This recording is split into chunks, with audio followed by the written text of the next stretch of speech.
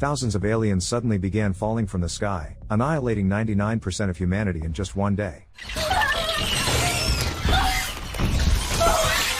Sungjin High School in South Korea seems like an ordinary place. The lives of its students are typical. Some are preoccupied with romantic feelings for their classmates, others pick on those weaker than them, and a few are entirely focused on the grueling university entrance exams that will shape their futures. Exactly 1 year ago, it felt like humanity's fate had changed forever when mysterious purple spheres began to appear in the skies surrounding Earth. At first, they were thought to be alien ships preparing for an imminent and devastating attack, but nothing happened. Fearing the worst, humans launched preemptive strikes against the strange spheres, only to discover that their attacks caused the spheres to multiply rapidly. Realizing their aggression was counterproductive, world leaders decided to take no further action and observe, hoping to learn what the spheres might do next. A year has passed, and the purple spheres still hover in the sky, a constant reminder of their presence. While people remain curious and uneasy about them, life continues. Most focus on their daily struggles and goals, including the students of Sungjin High, who are preoccupied with graduation and their looming entrance exams. Among them is Young Hun, a new student who's entirely fixated on earning top scores. He's introverted and rarely interacts with his classmates, making them wary of him. Do-soo Chul, a chubby and overly friendly classmate, repeatedly tries to strike up a conversation but only succeeds in annoying Young Hun, who avoids him at all costs. Kim Chi-yeol, seeing Young Hun's discomfort, urges Do-soo Chul to leave him alone. Kim Chi-yeol himself is a quiet, studious boy, though he harbors a secret crush on the school beauty, Nara. Meanwhile, in South Korea, one of the mysterious spheres suddenly crashes to the ground, sending shockwaves through the government and military. Troops stationed near the crash site surround the sphere, awaiting orders. Researchers conduct tests and conclude that the alien spheres are not immediately dangerous. However, the military remains on edge, keeping a close watch while awaiting directives from higher authorities. When a general arrives on the scene, he decides to test the researcher's theory himself. First, he fires a rifle at the sphere, but the bullets are absorbed without any visible effect. Frustrated, he escalates to a grenade launcher. As the smoke clears, his decision proves to be a fatal mistake. The purple sphere transforms and attacks, killing all the soldiers in its vicinity. Back at Sungjin High, life seems unaffected by the growing crisis. The student's biggest concern is a foul-smelling classmate nicknamed Fog, who shamelessly disrupts the class by passing gas. Chaos ensues as everyone rushes to open the windows for fresh air. Their homeroom teacher, Ms. Park, steps in, restoring order and redirecting their focus to the results of their recent test. She reminds them to concentrate on their upcoming exams, but the seemingly mundane day takes a turn when the school principal announces an urgent meeting for the teachers. Something important has happened. Kim Chi-yeol tries to follow Ms. Park to eavesdrop on the teachers' meeting but has no luck. Shortly after, Ms. Park returns to the classroom and turns on the television. A live broadcast shows the South Korean Minister of Defense addressing the nation about an alien invasion, calling for a full-scale national mobilization. The South Korean military is struggling to withstand the alien forces and has begun recruiting young people, including high school seniors. Students are required to sign a contract for mandatory military training, which will last 4 weeks. During this time, they must live at the school, submit fully to the military, and learn how to use weapons to combat the highly dangerous extraterrestrial beings. Most students think it's some kind of elaborate joke and don't take the announcement seriously, leading to a flood of questions. Ms. Park, overwhelmed with worry for her students, avoids answering and leaves the classroom, hiding her tears. The upcoming entrance exams are cancelled, but students can earn extra points toward college admissions by completing the military training. Though many still doubt the seriousness of the situation, messages from friends at other schools confirm that similar measures are being implemented everywhere. Tu-ha, the school bully, seizes the moment to provoke Young Hun, expecting his usual silence. But this time, Young Hun snaps back with a bold retort, surprising everyone. Their argument quickly escalates into a fight, forcing their classmates to step in and break it up.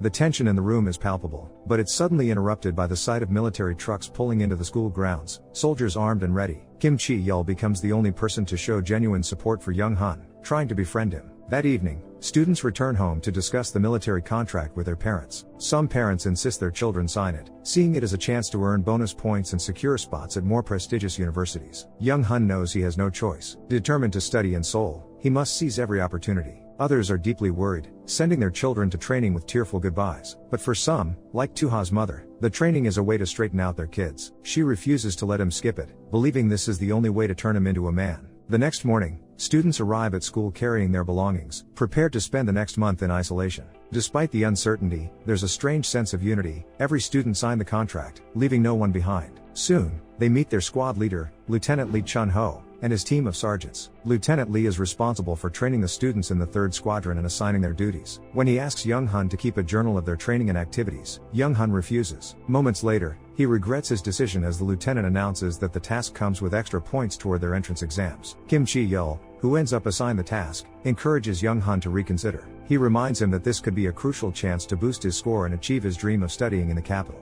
Reluctantly, Young Han starts to see the value of Kim Chi-yeol's advice. After their first detailed briefing, the boys and girls are assigned to barracks, which turn out to be repurposed classrooms from an elementary school. They continue to act unruly, drawing criticism from the sergeants. Soon, the students are issued combat rifles, but without magazines loaded with ammunition to prevent any accidents. They're required to carry the rifles all day, which proves to be a real challenge. The lieutenant emphasizes the importance of respecting their weapons, making the students run drills that leave many of them barely able to make it back to the barracks. That evening, a video surfaces online showing military personnel shooting animals. Du Suchul realizes this is the first sign of an impending war, as the military likely fears that wild animals will become a threat if they escape. Back at the barracks, Young Han informs the lieutenant about a mobile phone to have it confiscated, sparking another conflict with Tu-ha. The lieutenant attempts to mediate by sentencing both of them to community service. In the courtyard, the students get into another fight, but Kim Chi-yeol steps in to break it up. At that moment, another purple orb falls from the sky, destroying part of the school and landing right in front of the group. Suddenly, the orb opens up, revealing itself as a massive, starfish-like creature. Without warning, it attacks Young Han with its tentacles. The monster engulfs and absorbs the student right before his classmates' eyes. Kim Chi-yeol tries to help, but the lieutenant appears just in time to push him out of harm's way. The jellyfish-like creature morphs back into a sphere, with Young Han trapped inside. The lieutenant realizes they've lost him forever.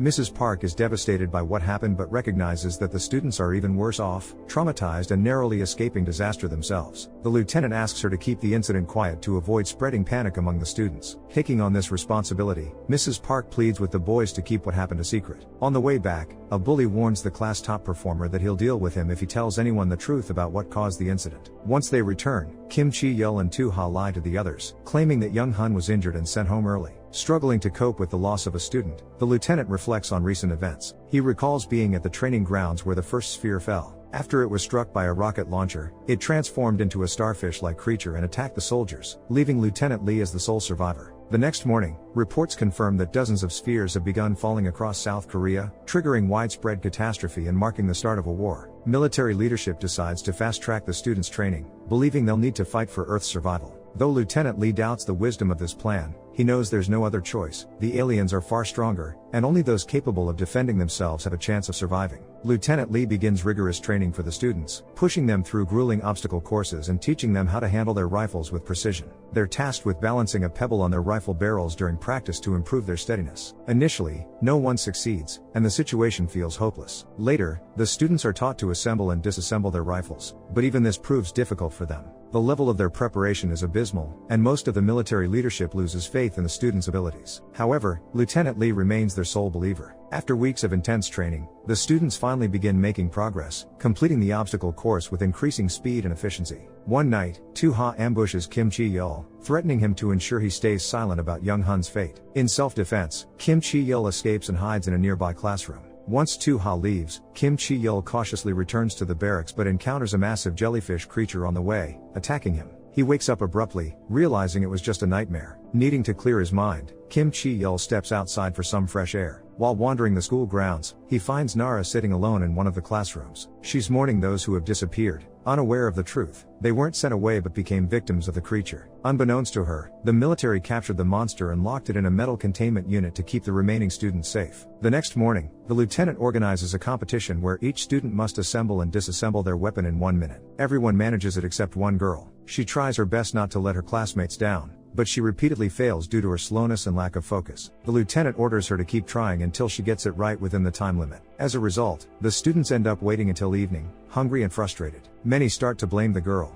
but there are also some who defend her, knowing that anyone could be in her shoes. They remind each other that they need to stick together because there's only one enemy now, the aliens. The following morning, the students head out for their first real shooting practice with live ammunition. On their way to the range, they pass through a completely deserted city, unable to comprehend where everyone has gone. The military doesn't inform them that 99% of humanity has been wiped out by thousands of aliens that fell from the sky, as they don't want to scare the students. Upon reaching the shooting range, the students take their first shots, but not everyone does well. The lieutenant assesses their results and offers helpful tips, promising bonus points for their next attempt. The second round goes slightly better, with Nara being the only one to hit the target dead center. Her skill amazes everyone, especially Kim Chi-yeol, who finds himself even more drawn to her. On the way back to the school, the military halts the convoy, asking the students to wait. The children notice numerous bullet holes around them and realize there had been a firefight. While Lieutenant Lee and Sergeant Kim examine the area and discover an alien orb, two students decide to run off. They head to the nearest store, intending to steal food, water, and money, unaware of how dangerous their actions are. Once Mrs. Park and several students realize the two boys are missing, they set off to find them. Soon, the class president spots a weapon and assumes someone must have dropped it, only to then discover part of a soldier's hand, confirming the grim reality of their situation. Mrs. Park moves ahead to survey the area and spots hundreds of alien creatures resembling small starfish. With their tentacles, they move quickly and attack anyone in their path. A group of students that had gone ahead earlier has been completely wiped out, and now they're trapped. Realizing this, Mrs. Park opens fire on the monsters, trying to protect the children, but she quickly becomes another victim of the aliens. Several soldiers attempt to defend the students, but the monsters are too fast and merciless. They attack the soldiers instantly, slaughtering them without hesitation, leaving the students without any support. Terrified, the students run and seek refuge in a nearby supermarket. They break into smaller groups, but soon,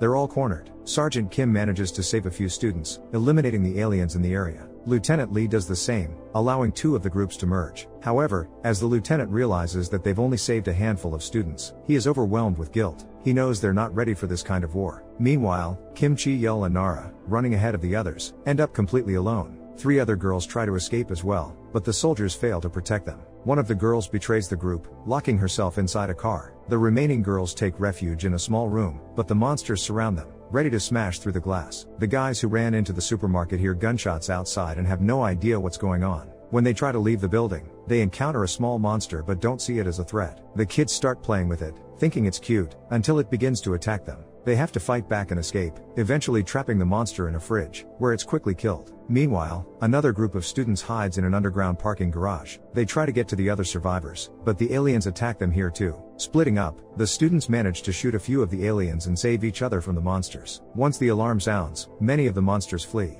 This allows the groups to head outside and regroup. Lieutenant Lee saves the girls locked in a glass building, but he ends up in danger himself. Thankfully, sharpshooter Nara arrives just in time and takes out a small monster. Soon, all the students and surviving soldiers join forces to search and clear the area. Hearing sounds nearby, they think it's the remaining monsters and provoke them. Lieutenant Lee throws a helmet in their direction, only to discover it's a group of lost students. One of the girls fires a shot and almost hits her classmates, once again showing she's unprepared for the war. Some time later, the surviving group of students returns to the training base, shocking the others with their appearance. The other classes have no idea what's happened and are unaware of what's going on outside the school. Lieutenant Lee realizes he can't leave the kids, even though he has the option to transfer elsewhere. Returning to the classroom, many decide to quit their military training and go home. Lieutenant Lee asks everyone to calm down and reminds them that they signed a contract, meaning they are soldiers and can't leave the school grounds. Despite this, the students continue to argue. More and more of them want to escape and return home to their families, but not everyone thinks this is a wise decision. After discussing it, they come to the conclusion that it's better to leave and skip the school exams than to keep risking their lives. The class writes a collective petition, but Lieutenant Lee rips up the paper, forbidding them from leaving the school grounds. At night, the class continues its training, but it becomes increasingly difficult, causing many to give up. The lieutenant sees their tears and sympathizes with the teens, but he knows they have no other choice. Meeting with the leadership, he sees laboratories where soldiers are trying to develop effective weapons. Only one type of bullet can destroy the aliens, but it's only effective on the smaller creatures. Larger alien monsters aren't scared of gunfire, so the decision is made to find a new kind of weapon. The lieutenant informs them that going home is pointless because their parents have been evacuated to a safe place. That night, the students decide to check this for themselves and plan an escape with a small group. 4 guys try to leave the school grounds and use Dusu Chul as a decoy. Despite all their efforts to escape, the soldiers stop them. The lieutenant reminds them that they are soldiers and must fight, otherwise, they'll be executed for desertion. The class refuses to tolerate this and tells the other students about the war outside their school base. Soon, they attempt to organize a mass escape, but things spiral out of control when new purple spheres begin to fall. The school grounds are attacked by thousands of monsters, and the soldiers do everything they can to protect the kids. They use all available weapons, but there are too many aliens. As a result, dozens of soldiers and children lose their lives, while the survivors try to hide in the school. In the chaotic retreat, only a few students and soldiers under the lieutenant's command survive. The commander tried to escape,